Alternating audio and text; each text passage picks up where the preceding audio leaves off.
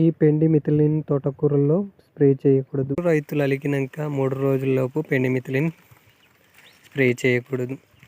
అదే మెంతుల్లో కానీ పాలకూరలో కానీ ధనియాల్లో స్ప్రే చేసేయడం వల్ల వాటికి ఏమీ కాదు. కానీ తోటకూరలో స్ప్రే చేయడం వల్ల తోటకూర మొలవదు. ఎందుకంటే ఇక చూడండి, నేను ఇక్కడ స్ప్రే చేశాను. ఇంతకుముందు వీడియోలో స్ప్రే చేసేటప్పుడు చూపెట్టాను, కొద్దిగా స్ప్రే చేస్తానని.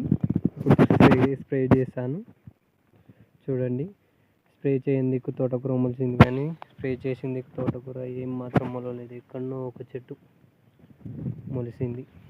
100%లో 90% మొలలేదు. అక్కడెక్కడ 10% మొలిచింది. అదే క్యామ్. కానీ ఇక మెంతులకు మాత్రం ఏమీ కాలేదు. ఇక మెంతులు మొలిచాయి. వేరే అల్లం ఏం మొలవలేదు, కానీ గుంజర గడ్డి ఒకటి మొలిసింది. తోటకూరలో మాత్రం పెండిమిథిలిన్ స్ప్రే చేయకండి.